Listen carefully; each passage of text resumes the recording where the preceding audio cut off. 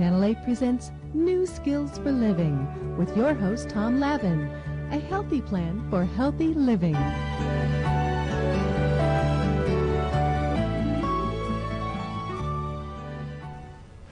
Hello and welcome to New Skills for Living, a show dedicated to healing and wholeness in our community. We can only imagine what it's like for someone who has a substance abuse disorder or an addictive disorder trying to get into recovery and get their life in order. And we can only imagine what it's like for someone who has a mental illness attempting to have some stability in their life and some health and healing and some happiness. But what about someone who has both an addictive disorder and a mental illness? That is a gigantic challenge in their life, and that's what we're going to be talking about today, is that recovery process. We have a wonderful guest with us today, Ann Wallace, who is a certified mental health nurse and also a licensed clinical alcohol and drug counselor. Ann has been in the field for over 20 years, both as an inpatient nurse counselor and as an outpatient nurse counselor. And Ann, it's great to have you with us here today. Thanks for joining us. Thanks for having me. So, Ann, I guess the first thing I'd like to ask you about is, would you tell us a little bit about co-occurring or dual disorders? Well, co-occurring disorders is when someone has bipolar disorder or depression or anxiety along with an addictive disorder. Mm-hmm. Drug dependence, alcohol dependence, and it makes it really difficult for them to recover because they're dealing with two disorders, and denial is the biggest symptom of both disorders. So accepting the disorders initially is a challenge. Yeah, accepting that on one hand they have a mental illness that needs treatment, and on the other hand they have an addictive disorder and that they need help with both of those. Exactly. Is really difficult. And then of course they need to reach out and ask for help. Exactly. And then hopefully the help will be there where professionals like yourself who are trained can treat both of those disorders at the same time. Because, Ann, haven't you found that it's a real problem for people if only one disorder is treated? Absolutely, and I will have clients come in and they'll be complaining of depression and anxiety, and after talking to them for a while, you know, it comes down to, well, I'm drinking a lot, but I don't have a drinking problem. It's my anxiety. So, yeah. So it's difficult for them to accept that they have both, yeah, and that they need treatment for both. Yeah. And can you tell us a little, what are the statistics of someone who might have both? Well, it's pretty astounding, really. About more than 50% of people who have a mental illness also have a substance abuse dependence disorder. Mm-hmm. Well, 50%. More than that, yeah, in many cases. Wow. People who have been using drugs for a large part of their life, almost all their life, or using alcohol for their whole life, they have up to 70% of an incidence of having a mental illness on top of that. Well, that's quite a challenge for them, and then it's quite a challenge for the physicians and nurses and therapists that are treating those folks. Absolutely. So, Ann, could you kind of run through, you mentioned a couple of mental illnesses. Could you kind of run through when we talk about mental illness, what are some of the diagnoses that you most frequently see in treating people with a dual disorder? Well, depression. Depression is an anxiety, and bipolar disorder, and then there's more severe, and each disorder has their own elements of severity. Yes. I mean, you can have severe depression where you're really sad, you're not eating, concentration's poor, and then going on all the way to having suicidal thoughts and planning suicide. So depression has all levels of severity, as well as anxiety, where you know, they're just irritable all the time. They're afraid of things that are unnecessary to be afraid of, more than two or more of those things, and being preoccupied with thoughts about, you know, what could happen. Having anxiety to the point where you really don't want to go to a party a specific night, all the way to I'm never going to go outside, so that you have agoraphobia, and fears. And then quite frequently then we talk about, and we've got about a minute here, Ann, Okay. but quite frequently then we talk about people who do have those mental illnesses are self-medicating. They're using alcohol or marijuana. Can you tell us a little bit about that, please? Well, especially with an anxiety disorder, people will be smoking pot and think that it's helping their anxiety, and then they'll come in and they'll tell me that they're having, well, yeah, they are having some paranoia, and so that's exacerbating their anxiety when in effect they're trying to get it to treat their anxiety. And they'll believe also very strongly that this is helping me. You know, the marijuana is helping me. You can't make me stop smoking Yeah, it's helping pot. me with my anxiety. Yeah, and they don't understand that it actually causes paranoia and exacerbates the anxiety. So. And that is some excellent information, and right after this brief break we'll continue talking with Ann Wallace. Hello, welcome back to New Skills for Living. You'll see up on your screen the website, easeap.com, where you'll be able to watch Ann's interview in the future, as well as other interviews that we've had in this substance abuse and recovery series, as well as other guests on like acceptance and commitment therapy over the years. So please go to that website. And then also now, you'll see right here that if you go to that website, there are over 80 newsletters that deal with anxiety and depression and addiction and communication and relationships. And you can pull these up and read them, or you can print them, or you can share them with family or friends. So we're here talking with Ann Wallace about recovery from co-occurring or dual disorders. And Ann, you were talking about various diagnoses, and I wanted us to get back to PTSD. And can you describe to us what is post-traumatic stress disorder, Ann? Well, post-traumatic stress disorder is the response of something that's happened to a person in the past. It could be in the recent past or back into childhood, that caused them to have an incredible fear. And they may not even be aware that they have this stress, the post-traumatic stress. And it does cause, it's a part of an anxiety disorder. So maybe if they were really young and they were in a big department store and something traumatic happened, maybe they lost their parents and they were scared for maybe 10 minutes and they don't remember that. But when they walk into a big department store, they have this fear. Yes. And you know, this can come up in any kinds of situations, and oftentimes they'll be diagnosed with an anxiety disorder, and they'll go and have a psychiatrist or their primary care physician prescribe them benzodiazepine, which is a really strongly addictive substance to help with the anxiety. And initially, drugs like Xanax will help them to go do their shopping, if you will. And then pretty soon, when they stop taking it, they have a withdrawal response that actually causes more anxiety. Yes. So then there can become a dependence on the drug as well. So, you know, post-traumatic stress is one of the biggest diagnoses. Yeah, and I think especially with women, and you mentioned that was a great example too, about like where someone is abandoned or the caregiver is not available to them.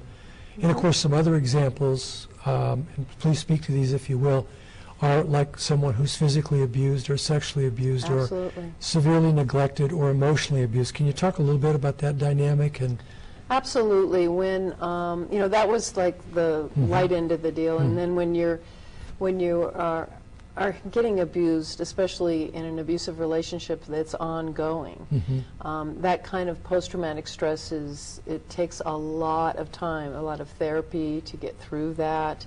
And yeah, you can certainly know how a person that's had that kind of stress will want to have a drink after work because the stress is too unbearable, and it does help you to relax. Yeah.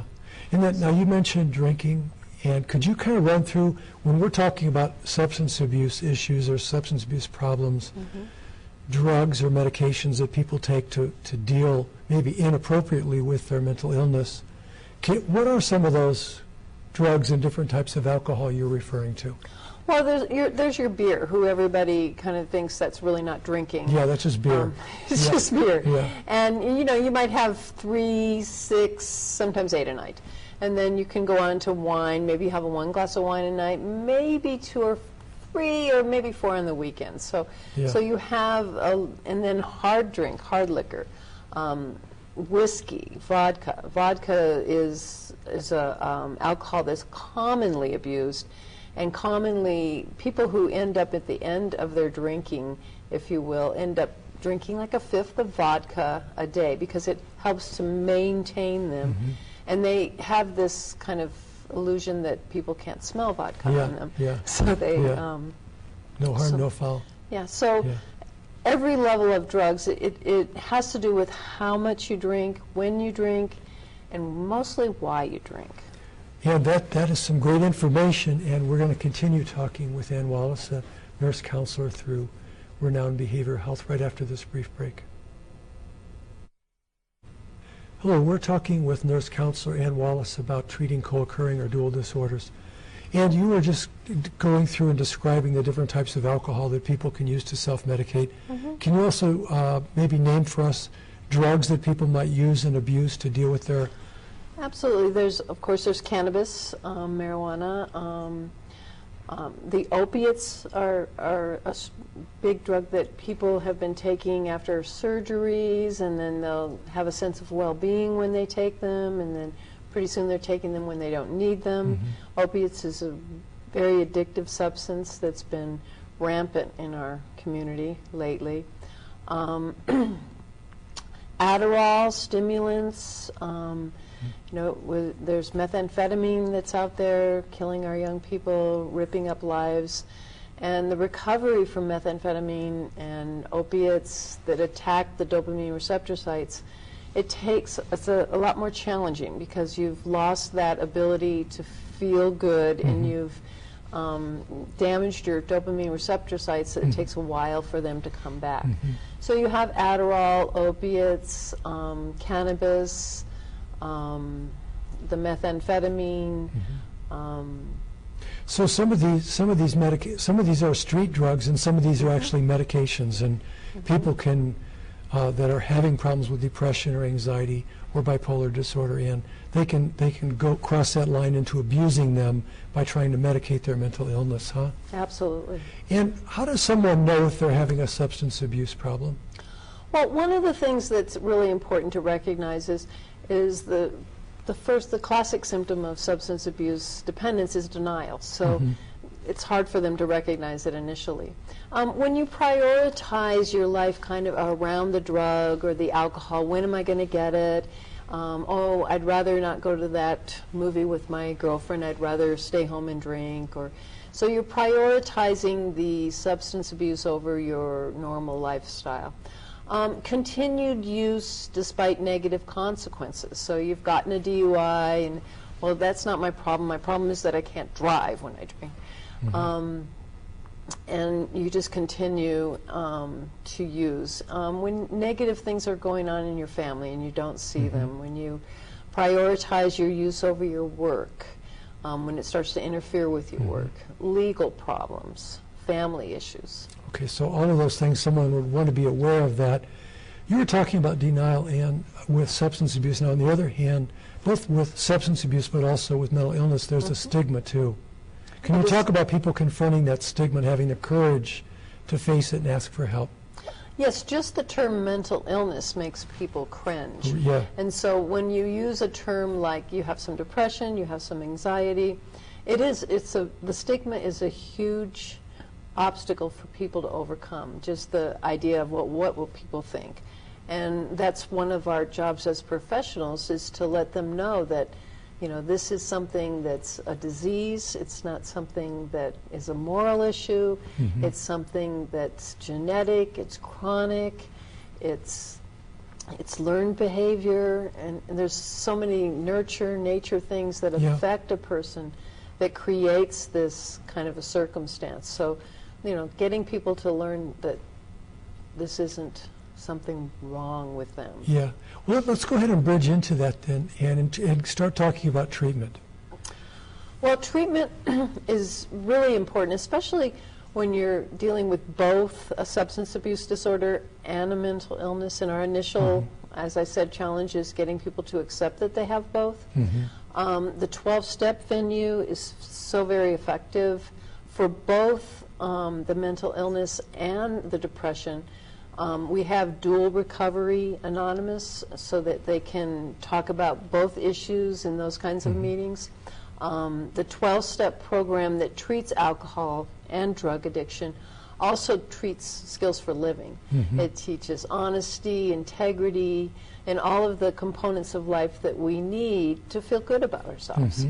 So those things are all intertwined, and they affect all areas of our life. And of course, Ann, when you were mentioning that, now some people might go to like Alcoholics Anonymous, Narcotics Anonymous, and DRA to kind of cover all their bases. Some people might even go to Compulsive Eaters Anonymous or Overeaters Anonymous or Gamblers Anonymous, so depending on what their addiction is and their mental illness, huh? Exactly. Yeah. Now we've got about a minute here, and so can you begin to tell us what happens at the beginning? We got 30 seconds now. When somebody comes and asks you for help, what do? When someone asks me for help, I first find out what it is they think's wrong. What is it that they feel that they want help with? And how is it they'd like to see their life change? Yeah, so you really start off with them and where they're at and how they understand their life. Then, very briefly then, how would you describe treatment to them? Like, okay, we're going to help you by doing this. What do you say? Well, we're going to help you accomplish the goals that you have. Like if someone's depressed and I just want to feel good, or if someone might be drinking too much, I just want to curb my drinking, and we're going to help you accomplish those goals. Great. That's some great information, Ann, and so we'll continue talking with Ann Wallace right after this brief break. Hello and welcome back. We're talking about recovery from addictive disorders and mental illness. And can you tell us a little bit more about the treatment process, please? Okay, when someone comes in and they have a co-occurring disorder, maybe they have depression and alcoholism, I will recommend, especially with both, but even with one, an intensive outpatient treatment program. It used to be you had to go away for 30 days, 60 days, but now we can do that if you have a family environment, a living environment that's stable, and you're not living in a household that everyone drinks. We can offer you an intensive outpatient program that meets 3 days a week, 3 hours a day. We teach stress management tools. We have group therapy. We get people in touch with their feelings and how to deal with their feelings, how to deal with their trauma, with their anxiety. We educate people on depression and anxiety and treatment for those things. And we teach skills for living. We teach mindfulness. We have mindfulness classes. We teach people how to meditate.